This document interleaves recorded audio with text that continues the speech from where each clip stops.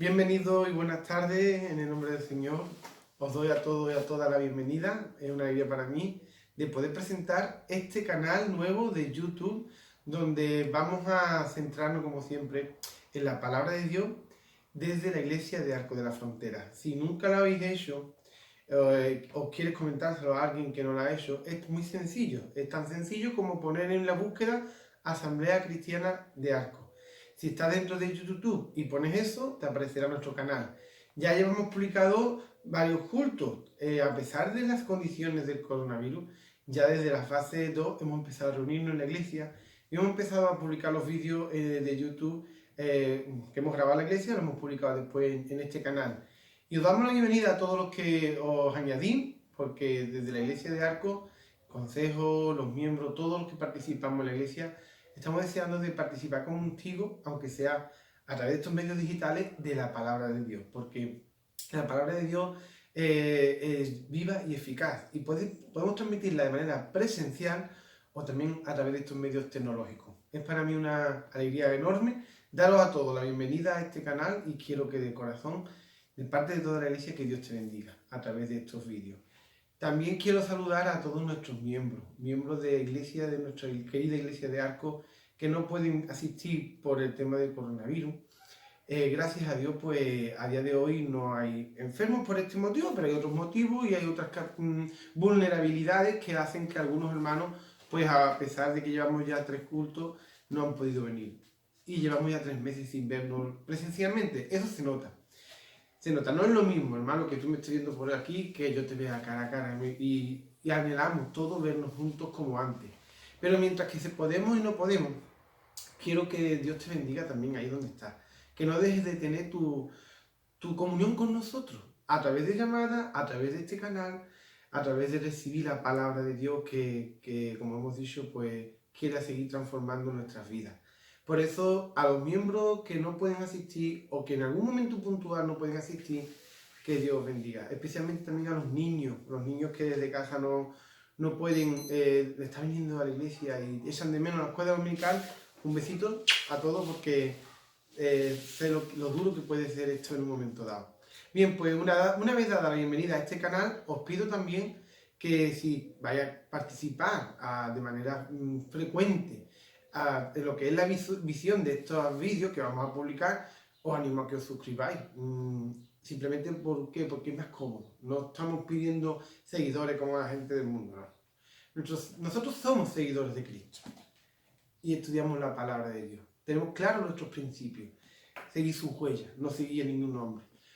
Pero técnicamente hablando, o tecnológicamente hablando, tiene unas pequeñas ventajas si abajo le das suscribirte. Como por ejemplo que cuando se sube un vídeo te sale una notificación en el móvil, o cuando se va a publicar incluso en breve y se deja programada, te avisa con tiempo. Así que te animo a que te suscribas simplemente porque tiene pues pequeña ventaja a la hora de seguir nuestros vídeos. Si no sabes hacerlo, no lo dudes, ponte en contacto con Noemí Ramos o conmigo y lo haremos. Por cierto, me he presentado dando por hecho que todo el mundo me conoce. No todo el mundo me va a conocer. Aquellos que no sabéis quién soy, bueno, yo soy el pastor de la iglesia de Arco de la Frontera, de Asamblea Cristiana. Mi nombre es Ezequiel Ramos, pastor de esta iglesia, tengo el privilegio de hacerlo desde que me encomendó el Señor desde el año 2016, a través de nuestro hermano Manuel Espejo, y estamos allí para servir al Señor y para servir a todos ustedes en lo que haga falta como pastor. Para mí es un privilegio de poder iniciar, porque estamos iniciando esta etapa, la cual no es para nosotros un objetivo. Esto es simplemente una herramienta que queremos aprovechar y que queremos perfeccionar el uso de ella para el tema de aquellos que no pueden venir a la iglesia por tema del confinamiento, por tema del estado de alarma o por los riesgos que pueden tener de contraer el virus en reuniones donde hay varias personas. Pues bien, dicho esto, hoy es día del Señor, es domingo.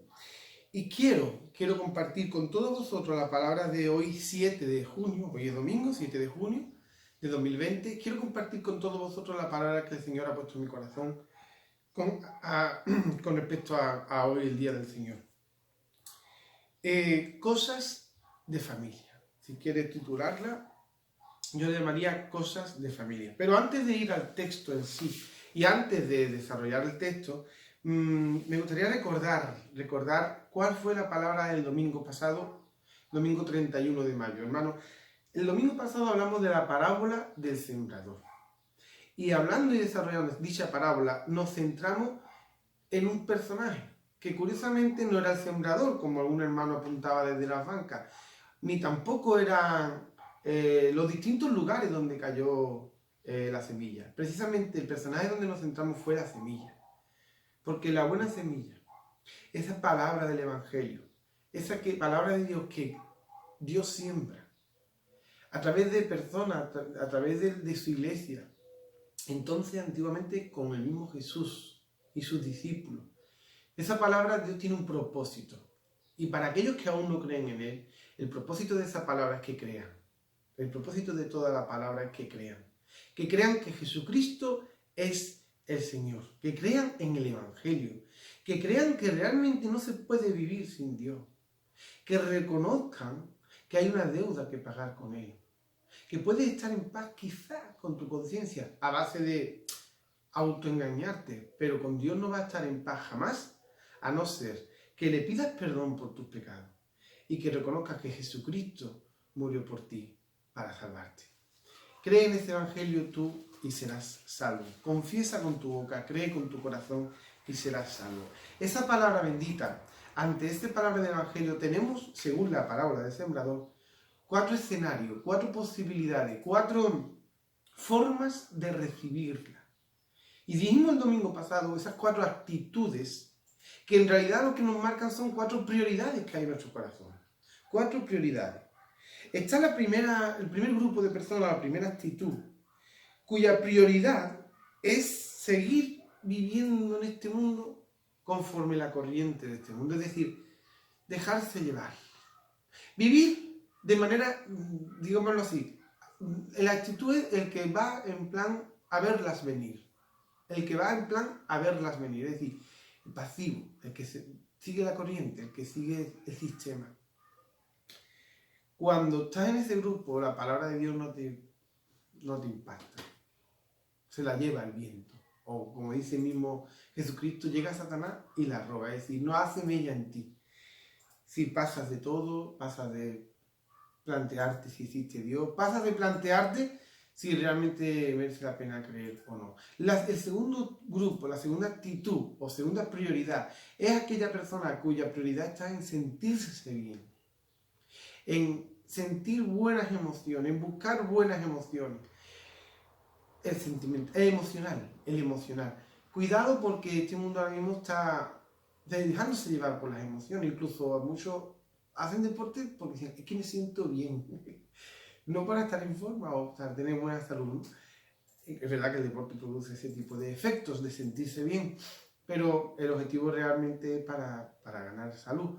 Pues todo se busca al final eso, sentirse bien.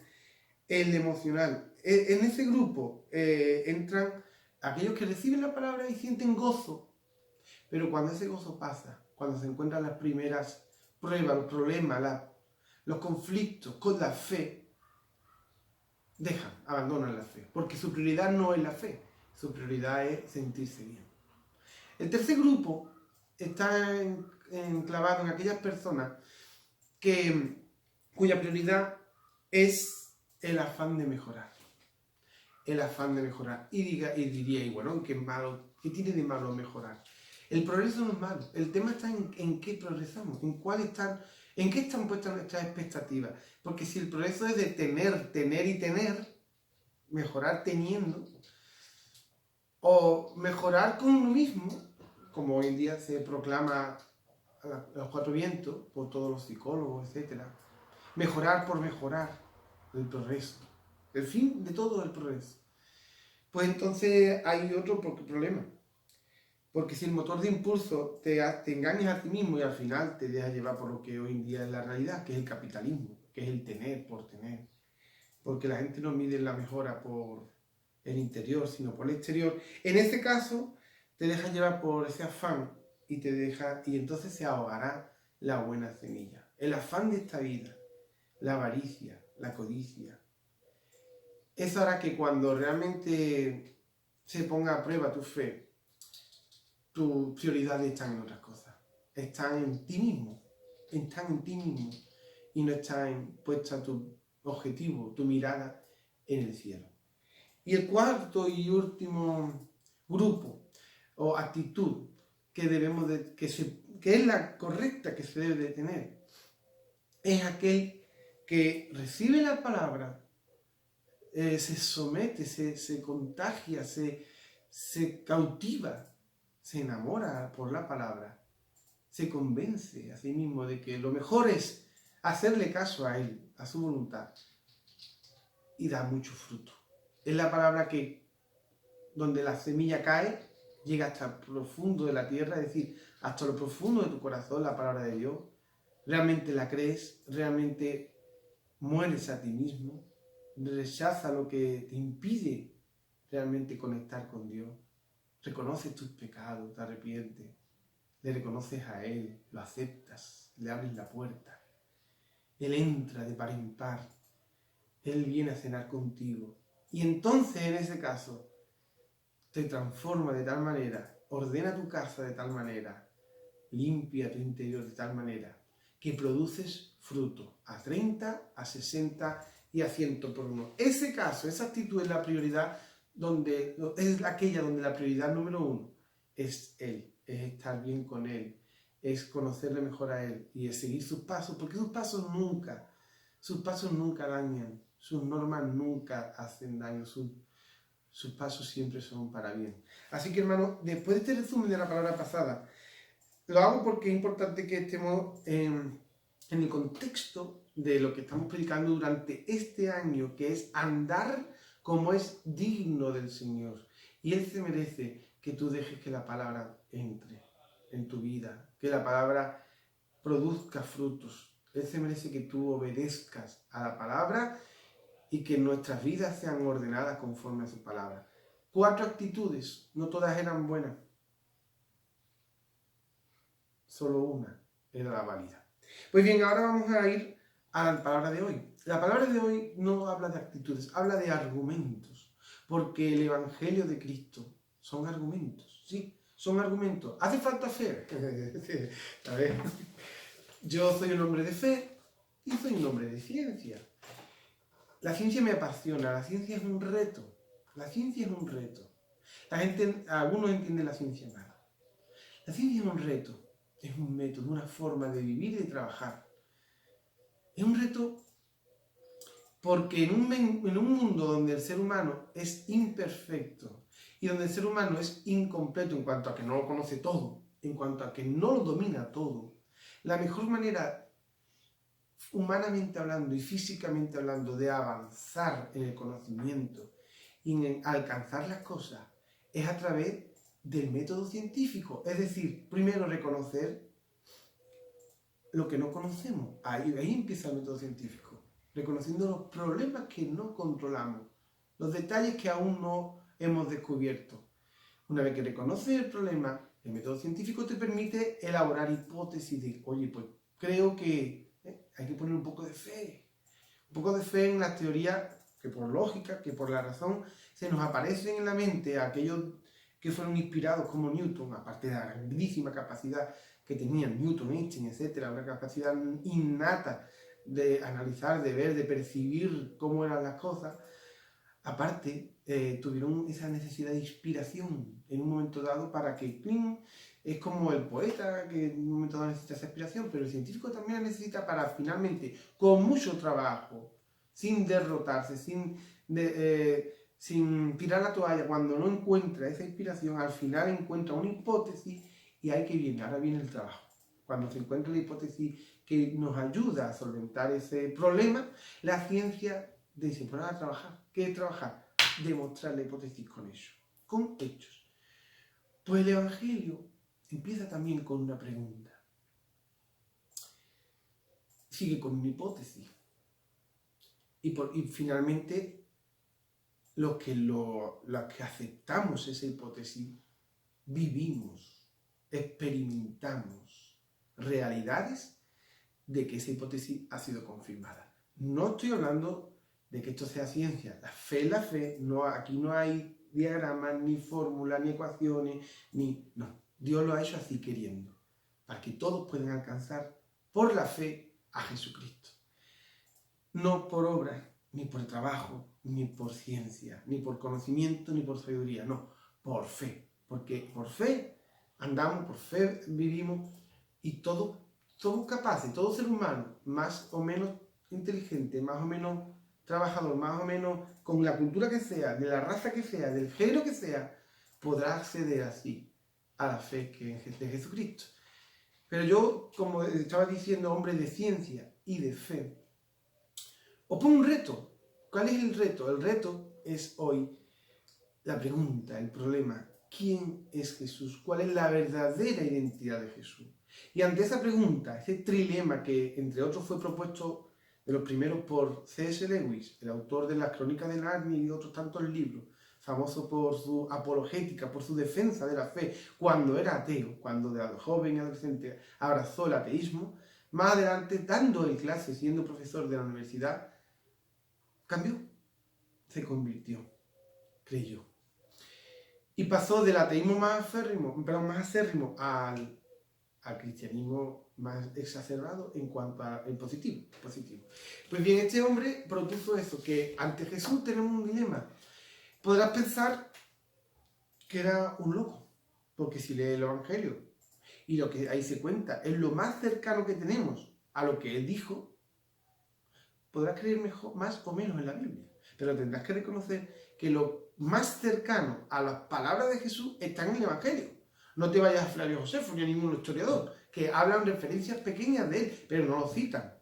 Y la única cita que hoy en día, históricamente hablando, tienes, y realmente, y son hechos constatables de lo más cercano que tú tienes a lo que Jesús dijo, te la creas o no, es el Evangelio de Jesús.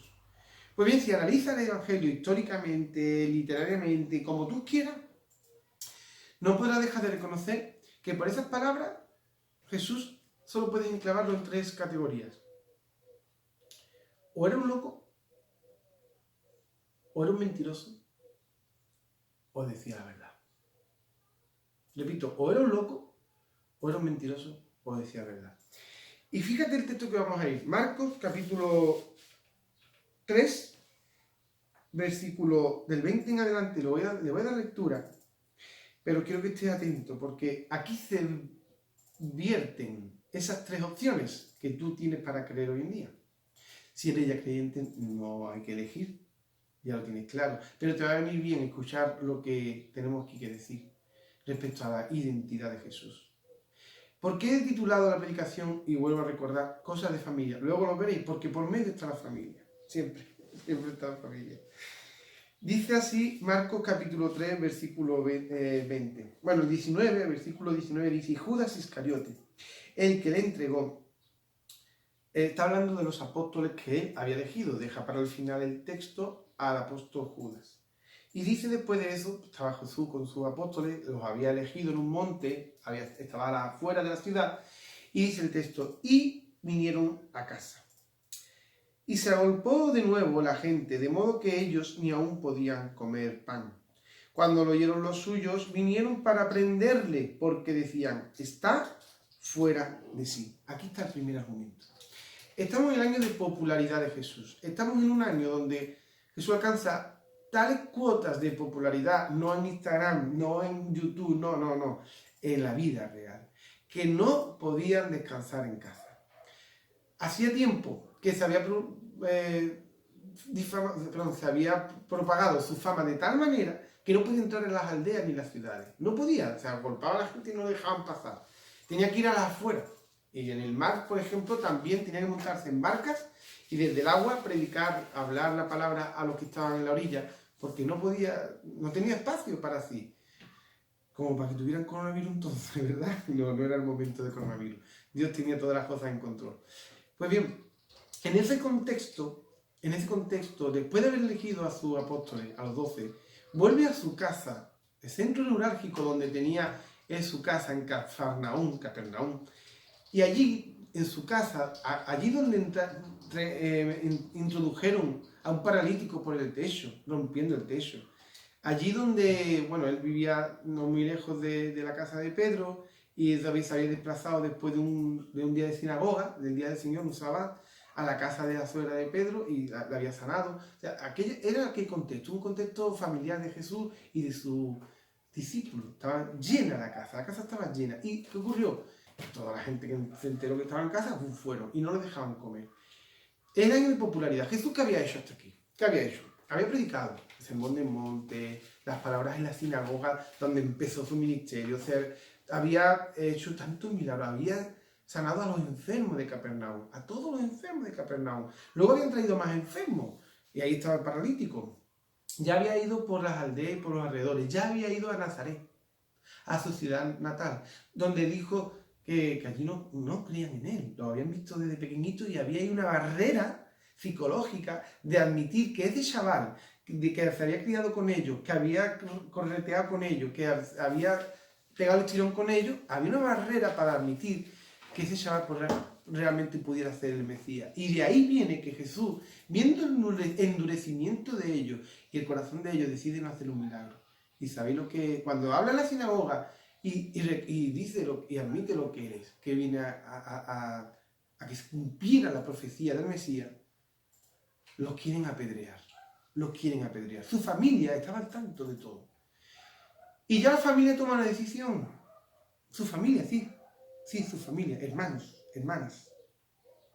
E incluso luego veréis que hasta su madre, ¿no?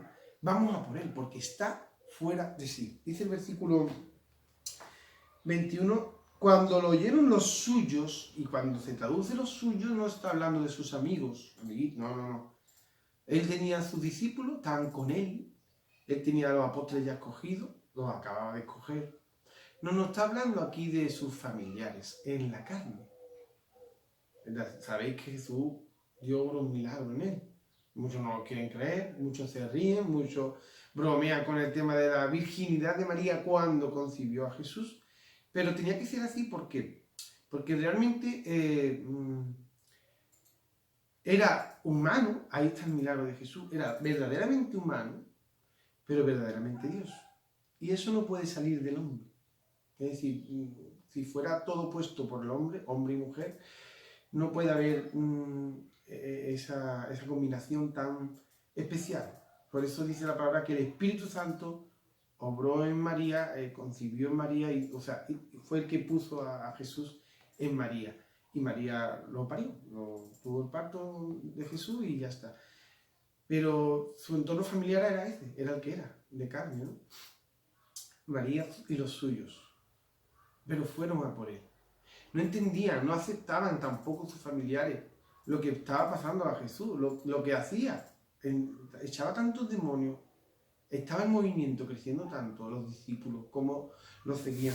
Así que hay un primer argumento. ¿Qué era el argumento? Los propios familiares de Jesús lo llegaron a aceptar al principio. ¿Qué argumento? Jesús está fuera de sí. ¿Está loco? Es un lunático. Este se ha creído Dios. ¿Cómo puede haber alguien que sea Dios? ¿Cómo puede ser nuestro Jesucito de toda la vida el Mesías? Si nosotros lo vimos, era nuestro hermano mayor, recordad, era hermano mayor. Marcos 6:3. Apúntatelo. Mateo 13, versículos 55 y 56. Más textos, te digo. Hay varios textos que nos hablan de que Jesús tenía hermanos. No primos, como dice la otra iglesia, no. Eso es una falacia. Eso es transgiversar los originales, la escritura tal y como está redactada en el original. Marcos 6:3, Mateo 13, 55, 56, Mateo 1:25, dice que Jacobo, José, Judas y Simón y hermanas. La familia de Jesús estaba compuesta al menos de 7 hermanos, 7 personas. Familia numerosa. No primos, hermanos. Esto desmonta la falsa doctrina que surgió a partir del siglo V, VI, después de Cristo, cientos de años después de que Cristo muriese y resucitase, una falsa doctrina de que María siguió siendo virgen siempre. Un encumbramiento de María, unas apariciones. Yo respeto a todo aquel que crea eso, pero está fuera de la palabra de Dios. Contradice la palabra de Dios. y no le da gloria a Dios. Solo a Dios la gloria. Solo hay un Señor digno de tu adoración, admiración, honra y honor. Los demás, María como madre de Jesús, los apóstoles y cualquier otra persona a lo largo de la historia de la cristiandad que haya hecho méritos como para seguir su ejemplo, son meramente eso, instrumentos de Dios por los cuales en algún aspecto tú y yo podemos seguir su ejemplo. Nada más. Pero la honra, la oración, el dirigirnos a Dios no es a través de nadie. De nadie. Dice la palabra que solo hay un mediador entre Dios y los hombres. No hay ningún santo, no hay ninguna María, perdóname que te hable así, pero se supone que nada más que hay una María y no veas tú lo que hay por ahí. No es ninguna otra persona que solo Jesucristo. Jesucristo, hombre, es el único mediador entre Dios y los hombres. Así que, ¿familia tuvo Jesús? Sí. Hermanos, sí, lo dice la palabra en todos los textos que te acabo de decir, repito.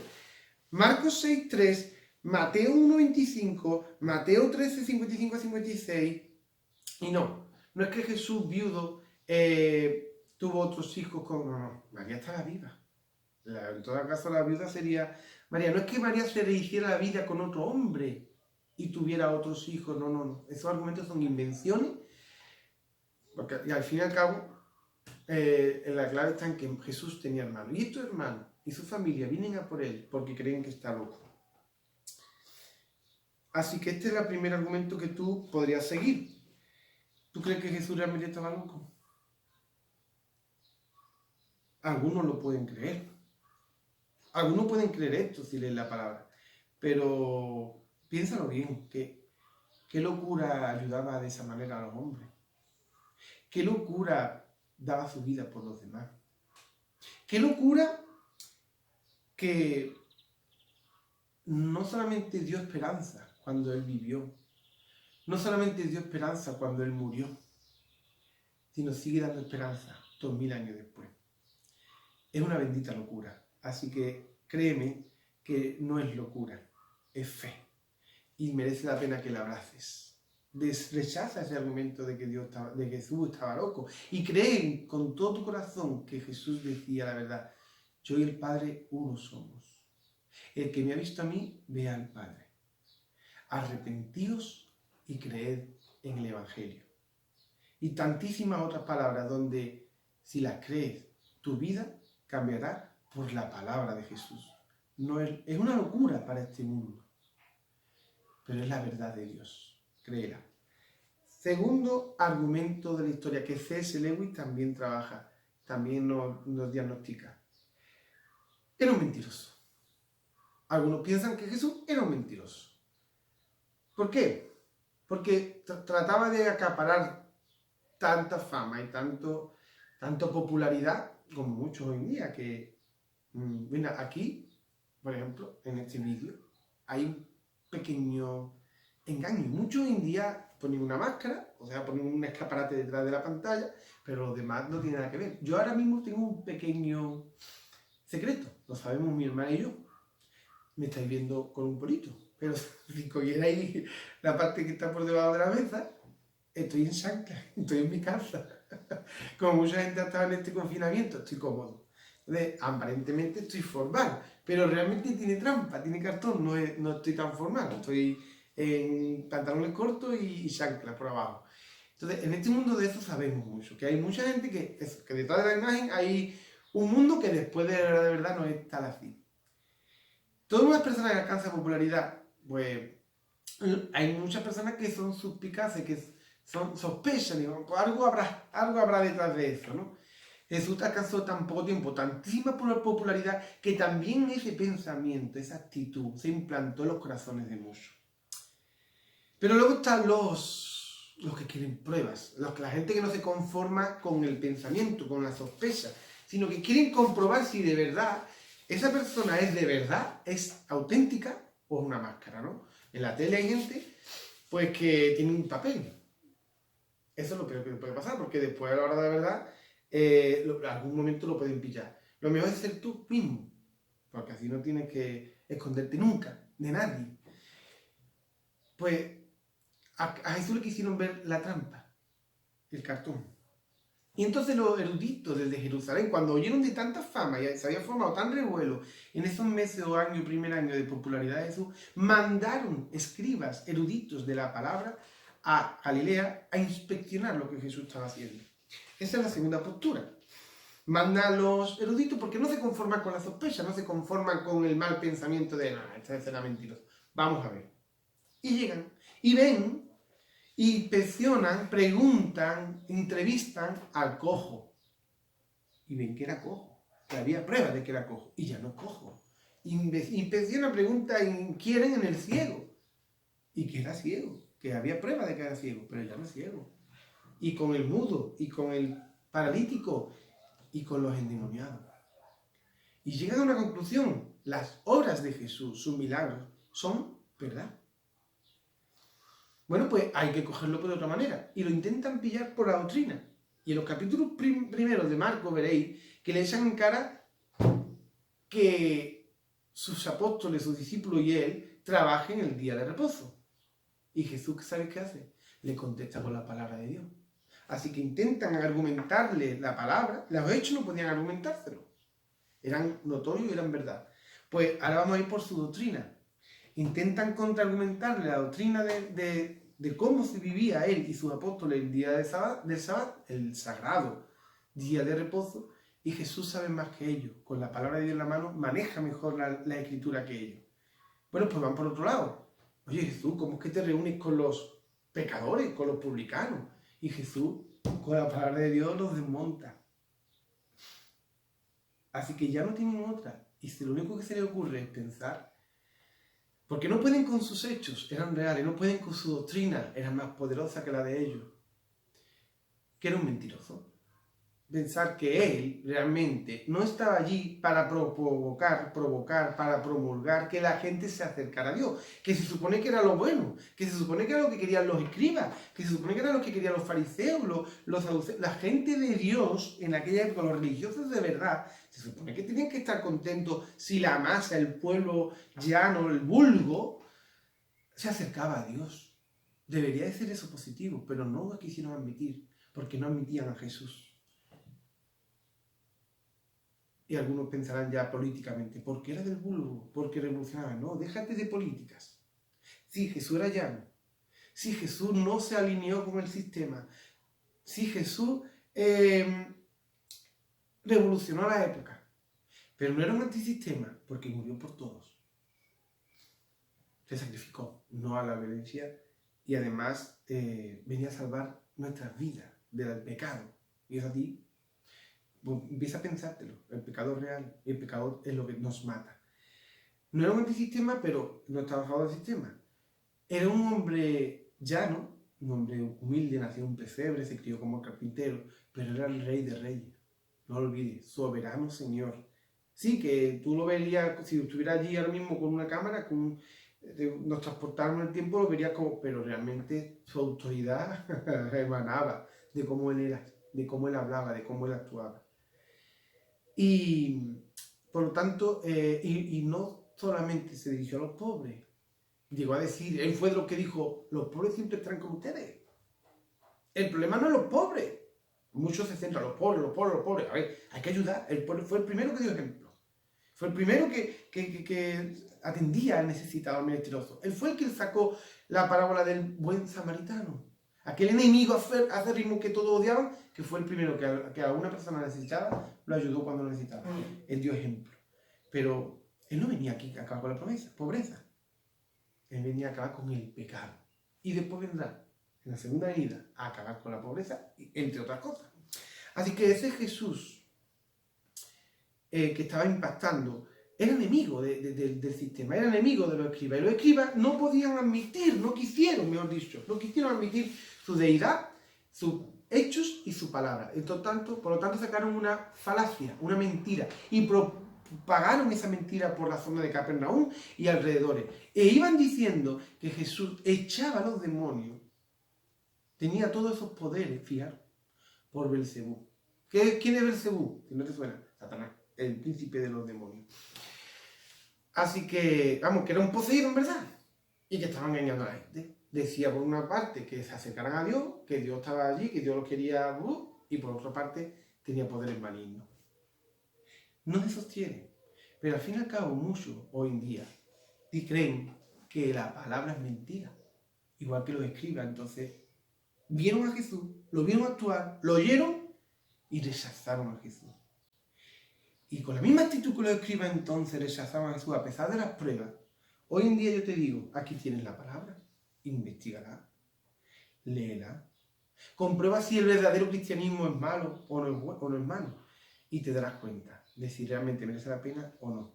Jesús no es un mentiroso, Jesús era coherente, Jesús no echaba demonios por Satanás. Él mismo argumentó, ¿sabéis cómo argumentó a los fariseos? Los llamó, dice la palabra de Dios, los llamó, en el versículo 23. Y habiéndolos llamado, les habló, ¿sabéis cómo? Por parábolas. Me encanta. No le habló eruditamente, citándole la ley, no, por parábolas. Como un niño chiquitito, mira, como al vulgo. Lo voy a hablar como a todo el mundo. A ver si os enteráis que yo no he hecho a Satanás por Satanás, que eso es como una casa dividida contra sí misma. ¿Cómo va a echar Satanás a Satanás? ¿Cómo se va a echar piedra sobre su propio tejado? Sino que yo he hecho a Satanás porque soy más fuerte. Le habló por parábola, pero le quiso decir esto. Yo he hecho a Satanás porque soy más fuerte, como diciendo, yo soy Dios. ¿Quién puede echar a Satanás?